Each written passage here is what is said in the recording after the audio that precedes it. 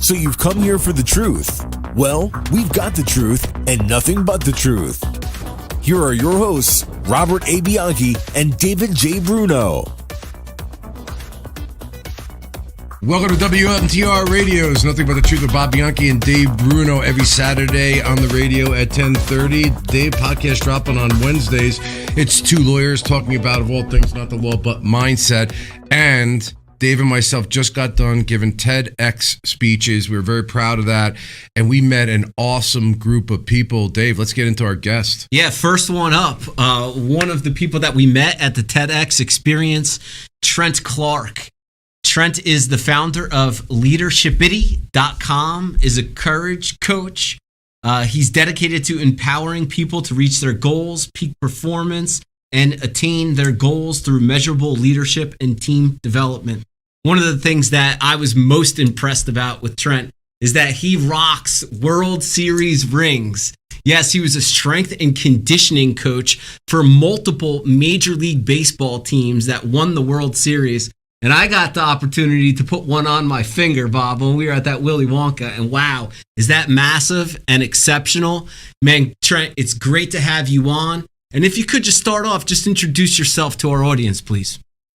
Well, Dave and Bob, first of all, thanks for having me. So excited to be here. Always excited to talk mindset, right? I think it's so important for people that are in the game and in any game that they're playing, that they play it right. Longtime coach in professional baseball, 13 years in pro baseball, coached for the Tigers in Detroit, Indians in Cleveland, and the Angels in Los Angeles, coached with famed coaches like Nick Saban, Mike Scioscia, Joe Madden, Bud Black, and that was probably just influential guys in my life that shaped other people's lives and helped me become a better coach. So, man, it's all about expectation and mindset. So, love to talk about nothing but the truth here, but men. Trent, listen, we got so much to cover, but talk to me a little bit about how, you do performance empowering to people to reach their goals, peak performance, measurable leadership and team development. Is that just generally speaking, or are you just doing that in the sports world? And specifically, what does that mean? Yeah, we are industry agnostic. We work with mostly organizations to try to make them be the best and most efficient. What I've seen, Bob, is that two big factors of leadership is that no one went to school for leadership and no one went to school for coaching. And now they're going to run these organizations, and people lack the skills of leadership and coaching, which can be attained. And most, I find, have a level of mindset for leadership, but they're finding out that there's a lot to that game. And it is a 24/7 venture now with all of our social media. And people have to factor that in. And so we help organizations really scale up. And most of our companies that we work with and organizations are looking to move fast, grow quickly, often are looking in those last 2 to 4 years of sales. And they're going to maximize their valuation of that business and then sell it off and sometimes retire or reinvest that money in other things. And so they're going very, very aggressively, and they want the most premier team they can have. And what do? You provide a team, like if somebody were to sign up with you, exactly what process they go through? I'm sure obviously they fill out an application, you get information. Talk to us about that. Yeah, I bring them through. Usually they come to me on referral, and if they want to work with us, we talk to them exactly how that looks like, which is usually a coach and guidance. Often we're coming alongside, usually in some investment capacity to help gain and put some skin in the game and be involved in that sale if that's what they want to do. If they're just trying to level up that business and create like autonomy in a great execution and communication system, we bring the system and the software, and we help them establish the team members to get it done. And usually their team in place is where we start. Oftentimes you find out we might not have the right team members in the right seats, and sometimes those team members have to change, and we help them establish that and help grow the coaches. So everybody's learning at every level. And the organization just improves, and we see often 2x EBITDA in 24 months. Yeah, Dave, before you ask a question, I'm noticing, and for the people on the radio, you're going to have to watch the podcast because Trent's right arm is his biceps are a little bigger than his left, and that's because he keeps holding that ring up. That's like it looks about 15 pounds. I told you, I had it on, and I'm going to post it for it because, as you know, Trent, I've been posting some of my TEDx pictures lately. You were on the cover of yesterday's Section 2. And no, yeah, he's got the big ring with it. But you know what? It's interesting too, because Trent, right now, you're in organizational business development. But let's take a couple steps back. I mean, how did you get into the Major League Baseball industry, being a strength and conditioning coach? How did that break in that direction for you? Yeah, so that really broke kind of in happenstance. I went to school to be a teacher. I studied exercise physiology. I was one of the few guys in professional baseball at 22 years old with a college degree. Most people sign pretty young, either out of high school or out of junior college. If you go to even university, you can sign after your third year. So after a junior year, you usually haven't finished college. I had actually finished. Apparently I wasn't that good. So they gave me that, you'd make a good coach talk, which was a job transition that was going on at 23 years old. And so I became a coach and I wanted to study physiology. I'd already studied it. So I knew from training myself and having good mentors around me, I got into the game as a coach of training athletes up about what's about to happen. And having been through a rotator cuff injury, having played the game, a lot of the coaches at that time were coming from football environments. And I was this coach who actually had experienced baseball, knew the game in and out. And that was just a real advantage at that time. Sure. When you get into Major League Baseball, I mean, you were probably relatively young, right, for the organizations. What was it like coming in there as a young man, really being surrounded by some of the world's top athletes and some of the best coaches that you've already referenced in the interview? Yeah, I mean, tough place to be, both great and tough. Great in the fact that at 25 years old, I was in my first World Series. So, here I am, October 24th, 1995, extra inning games against the mighty Atlanta Braves, Cleveland Indians down 2-0. And here comes Eddie Murray to the plate. Here's a veteran guy who's just built on, discipline and preparedness, and delivers the game-winning hit, at nearly 40 years old, right? And it's just incredible to watch. And as I'm watching this all play out, it wasn't, 13 years before, we were running around our backyards going, bottom of the ninth, World Series, and here we are on the 11th inning of Game 3. The guy delivers for the city of Cleveland, their first World Series win since 1948. And the place is bonkers. And I look out, and everybody's living their dream. This is what we were all dreaming about 13 years ago, and some longer, right? And some just 7-8 years ago, 21, 22-year-old super phenom stars like Jim Thome, who was still a young guy at that time. And you're just looking at it going, man, Manny Ramirez, another 22, 23-year-old. So here I'm coaching some guys that are a little younger than me, but I'm also having to get the respect and gain that of 30, 35-year-old, sometimes 10, 15-year veterans. So as a 25-year-old, the only way I can get that is that I have experience and I know something you don't know. I know exactly how your body works, and I know what's going to happen. If you do X, Y will happen. And I became a trusted advisor, just like I am to organizations today. I become this trusted advisor of, this is what's about to happen. I have started 14 companies now. I have built them. I have sold them. I was an early investor in 1-800-GOT-JUNK. I got involved with all sorts of different things, from franchising to building and scaling sales organizations. And here I'm going to bring all my expertise, and being around great guys like you, Dave and Bob, I just sponge and learn things. And the things I learned from guys like you, I get to bring back to all these clients. And so I become that trusted advisor in those settings. Wow, that's amazing. Now, you're with these exceptional athletes and you're with these exceptional coaches. Let's talk about the coaches. We're talking about leadership. We're talking about some of the best coaches in Major League history. What qualities did you see in those coaches that made them exceptional in their industry? Yeah, the first thing about an exceptional coach is that they are the best in the world because they know exactly what it takes. And even if they didn't deliver on that themselves as coaches, a lot of flack to a guy like Joe Madden, who didn't play 10 years in the major leagues. But here's Mike Scioscia, who's our manager, who not only won a World Series as a player, but also now coached one. And so you get these different environments, but the coaches know exactly what it takes to be successful. The second thing is they can communicate that to their players that actually have a genuine care and well-being for their athletes with their only intent of seeing them be successful. And a lot of players don't always understand that coaches' intentions and players' intentions are well aligned. The more successful my players are, the more likely my job security is, right? Because we're going to have good outcomes. So there's an alignment there. And I often see a lot of conflict where coaches are like, players like, oh, the coach has got it out for me. Like, no. The coach wants you to be successful.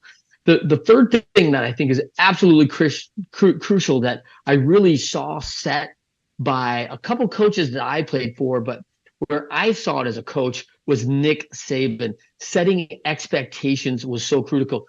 He set a standard and modeled a standard of excellence, and then he set those expectations for the team, and he set it right at the moon. And for a lot of guys, you were crawling and just kicking and scratching to get to the standard that he wanted. And oftentimes athletes didn't make it to his standard, but they were still at the stars. They still had 7-year NFL careers. He saw these things and was like, hey, if you set the expectation low, people bump up against that expectation, and rarely will they go over it. They'll just settle in at that, oh, this is what you want from me, right, Bob? Okay, then I won't keep pressing to go get better. But when Bob sets it up here, man, all I want to do is keep reaching for what Bob wants from me. And man, he set that standard of excellence, and I'm going. And sometimes it's hard to reach. But listen, you may not reach the moon, but welcome to the stars. You're better than 99.9% of the rest of the world, and that will get you a job all day long. Wow, I love that. Good way to go into the break. You're listening to WMTR Radio's All About the Truth with Bob Bianchi, Dave Bruno. We'll be right back. Hello, parents and future leaders of the courtroom. We got a really, really exciting program that we're going to be reinitiating again. We've done it for a long time. It's our Careers in Law Workshop starting on March 20th of 2024. It's your gateway to mastering the legal realm, Dave. So excited about this, getting back into the classroom for the students interested in careers in law. High school students, college students, law school students. We're rolling out various different modules. We're going to bring our experience in the courtroom to teach about trial techniques. We're going to bring other lawyers from different areas of law to educate the students about what careers are out there for the students, and networking. We're going to open up some communities and groups so that the students can network with each other, and also we're going to be bringing in our friends and joining those groups as well. Yeah, prior to COVID, we had 12 participating colleges in a brick and mortar space, but we've learned to be able to expand this program. Many students have graduated from multiple colleges. They've gotten their certificates. It's on their LinkedIn profiles, on their resumes, and we're really proud that a lot of those students, Dave, to this day now call themselves Esquire. So I'm really, really excited to be able to offer this course virtually because I loved when we put it together, and I love doing it. It's making such a difference and an impact. And so many of the students have said it was the critical difference. Yeah, 5 weeks over Zoom. So when we were in the classroom before, we're now able to use our resources and assets to offer this to everybody around the world.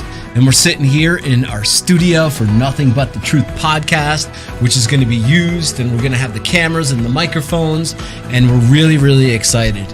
So if you're a parent that has a child that may be interested in the law, or you're a student interested in the law, the registration is open for the spring course, and that's at iwanttobealawyer.law.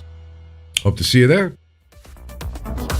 Okay, we're back. This is WMTR Radio's All About the Truth. Bob Bianchi, Dave Bruno. Trent, amazing insights. I was listening to you and trying to analogize it to my career in leadership, and in particular when I was the county prosecutor. So I was the chief law enforcement officer of the county, 44 police agencies, and a whole staff of folks. I'm curious about I think mindset is what it is, and it's going to translate whether you're an athlete, whether you're in a prosecutor's office, whether you're in a business. And what I'd like to talk to you a little bit about is something that always confounded me, and tell me if it translates in your mind. The super talented individual, super capable, talents beyond the ordinary individual that's very high functioning to begin with, individuals in that group. Yet their mentality is one of brittleness and how come me, and don't people recognize me, and they're kind of like not team players, and they sabotage in a certain sense their leadership movement. Does that make any sense to you, what I'm saying? I have seen it so much, Bob, that when people ask me who's the best player you've ever coached in your life, I'm like, oh, you don't know them. Because the fact of the matter is I've made and helped people become famous all over the world. But the people that have all the talent in the world, but don't understand their self, they don't have that self-awareness. They don't have the mentality to compete. They don't have that perseverance, that grit that's actually required. So as I watched my young, I have 5 children. My son was a juniors hockey player. And as he was going through tryouts, I had to remind him, hey, there's going to be 10 players on the ice and 2 goalies. They're going to watch the 9 players without the puck. Because at the highest levels and the best in the world, everyone has the skill sets. Like the skill sets are very high. What they're watching for is, how do you carry yourself? How do you compete? What do you do without the puck? Do you have self-discipline? Are you going to be there ready to play? How do you look? How do you carry yourself away from the ice or away from your field? There's all these things going across. Are you physically, mentally, and morally prepared? All these things we were gauging, and we set a standard for that with the Cleveland Indians, probably why they were the organization of the year 3 years in a row, because we were bringing young athletes in, placing them into this system of 8 things that we were measuring, all of which had very little to do with how hard do you hit the ball, how fast do you run, how hard can you throw it? Because we had hundreds of thousands of kids that could do all those things you could choose from. What we needed was the 1 or 2% that could actually do it day in and day out and manage themselves. They actually knew exactly what it takes. Coachability, Bob, is probably the number one thing that I'm looking for as a coach. And as a player, I need self-discipline. If they don't have those 2 things, I likely don't need them on my team. Trent, let me just follow up that real quick. Are you finding time goes on, at least I am, that there's less coachability? I love that phrase. There's more of a, you can't tell me, or who are you to. So when Dave and myself, for example, when we hire, we to your point, we're really not even looking at skill sets so much in the beginning as we are coachability or mentorship. Yeah. I mean, I think we're losing that, right, in our schools, because that coachability started at a young age with accountability, right? And so you guys, I mean, lawyers, you've come through and gone through a massive amount of education and the discipline that's required to not only get nearly 8 years of schooling almost, plus a bar exam. There are standards that are set that only a few can actually meet. And if I said, hey, Bob, Dave, listen, come on in and bring your schoolwork whenever you guys want to finish it, that's fine by us. No. There are standards that have to be met, and they have to be met within a deadline. And so this puts a lot of pressure on time management.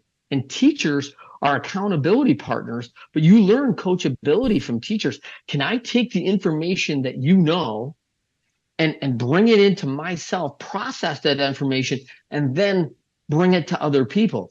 What I like to say, Bob, is I'll know you know it when you can teach somebody else. Then I'll know you know it, because coachability is a big deal, and it's probably one of the biggest iddies I see. And if we miss this button on accountability, we're gonna run into a lot of challenges. And you, like you said about that athlete, right? They're typically, the signs are very quick, right? I love the quote: winners, when shown data that they are losing, find a way to win. Winners find a way. What do losers do? Losers make excuses, they blame others, they quit, or they ignore that data. And losers are often associated with me, I people. Oh, what about me? What about what I'm getting? How about this? Like, you are looking at a couple of things that trigger words, right? You're looking for blame. You're looking for quit. You're looking for excuse. You're looking for me, I, selfishness. These are not coachable people. get them out of your organization as quickly. And I would work with them first. I'm giving you the opportunity to let them be aware of it. And if you can actually adapt and make some changes, which people can do, and I've seen it, but you've got to do that first in order to be a part of our team and our organization, because these are the people, if they will not change and adapt, adaptability, another big one, right? If they are unwilling to adapt to that, they have no value in your organization, and probably discretionary or descriptive bad value for your organization, literally taking down the value of you and your. Yeah. Yeah. I mean, Coach Trent is spitting fire right here. You guys could see why he's on the TEDx stage. I mean, what a tremendous experience we had being out there, and we're all waiting for the videos to come out. I know your crew is waiting, our crew is waiting, but while we wait until those videos pop on the TED platform, tell us a little bit about the theme of what you brought to that stage. Yeah, the theme was really based on, think about that Eddie Murray, a longtime veteran guy, discipline and preparedness. One of the things I really noticed, gentlemen, about the best in the world is the most accomplished had one trait, and that was discipline. They really got that, and they really understood the pain exchange. The pain exchange is nothing more than the two pains in life. And that is that there's a pain acquired through discipline, and that is an acute pain. It's short term. And there's a pain that you actually experience through regret, because it's a chronic pain. So if you and we all go, say tomorrow, we're going to go to the gym, work hard, going to do a new workout for all of us. Next day, hey, we're sore, acute soreness. In a couple of days, we're fine. We've hiked mountains. We've done all sorts of stuff together. So that's an acute soreness. Short-term pain for long-term gain. And we understand that short-term sacrifice. The best in the world get this. The best athletes, the best advisors, the best entrepreneurs, the best attorneys, the best in their field get the fact that I am willing and understand that there are going to be two pains. And I will take this pain of discipline right now. It is an acute pain, but I am going to reap and sow for that long-term gain that is going to be forthright because of my effort. That chronic pain of regret because I didn't have the discipline in the moment. And at maybe our age, Bob, I don't know about Dave, but at our age, Bob, there's not a person I know who doesn't understand chronic pain of regret. There are times in our life that we'd like to go back and go, man, if I could have a do-over on that, because I can think of things 30 years ago that still hurt in my heart of regret, that I treated someone poorly, not who I wanted to be. And I lost friendships. I lost relationships that were really good relationships in my life, all because of a moment, because I didn't have the discipline to do the right thing in that moment, either laziness or just unaware. And so the best in the world really get that, and they understand that pain exchange. It's so funny because my TED Talk, and maybe it does come with age, is what I've referred to as a deathbed confessions by a prosecutor and EMT. But essentially what it was that if we start thinking about our deathbed confession or the summation of our life more in the present moment, and what we want to be saying about what our life meant and how we lived our life, and then back our way into making those things come true, you won't have regret. That's exactly the thing every day, Trent, when I used to be a young 17-year-old transporting people that had so many regrets when I was in that ambulance. And I remember saying to myself, God, I never want to live my life at the end where I feel like I didn't make a difference, that I wish I had done that. And I was afraid. It was a very profound impact on me. And now I look at it as an older man saying, I don't want to be the guy on the stretcher in the ambulance talking to a now 17-year-old and saying those same things. It all comes down to regret. I really agree with that. You guys as prosecutors having to see people that made mistakes, not bad people, good people making bad choices, right? Yeah. And the fact of the matter is when I think about a lot of people who have 7 or 8, experiences in their lives driving under the influence or hurting someone in a bad situation that's typically related to an alcohol or drugs, they're trying to drown a chronic pain, and they're putting self into self-medication in that, which is blurring their judgment. And if they had to go back and change those 8 moments and they took that drug or they took that alcohol out of that situation and they weren't fighting that chronic pain of regret and trying to drown that out, if just for a few hours of their lives, it would be a different story. And they could have changed that story for the rest of their lives, for their children, for their spouses, for their families. The tentacles of that regret are so deep, I can't fathom it. Coach Trent, we have a course coming up, I Want to Be a Lawyer.law, and we're putting this on 5-week program over Zoom for students, high school students, law school students, college students interested in careers in law. And the registration's open. I want you to talk to that group. They want to be lawyers. Why is it so important to step out and do this self-development and self-education that's available now post-Zoom? Well, first of all, for a young person who wants to be a lawyer, I don't think there's two men that you could learn from that would be better than these two. So I think that's a perfect start. Here's the thing for me about education and experience. Once you have it, no one can take it away from you. Getting involved in a program like this is going to set yourself in a very clear mindset for what has to happen. All of a sudden, most people have an idea of like, I want to be a lawyer. And that thing is a yard wide about how do I actually do it? They don't know. And now all of a sudden they take a course and you're going to move those hands in to a much narrower path, not the final path. It's not going to be this narrow. I am out of law school. I have now found my niche in corporate law or prosecution or name your field. This is narrowing it from here to here.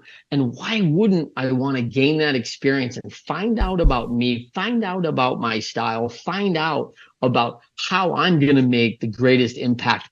I say, get down there and get that class. All right. Well, wait a minute. I got to make sure I end this with that is exactly why this course is so important. And just so our audience knows, we did not ask Trent about this beforehand because his answer is very similar to what you're going to see on our videos. But we agree completely. It's a great opportunity. We appreciate those words, Trent. Thank you.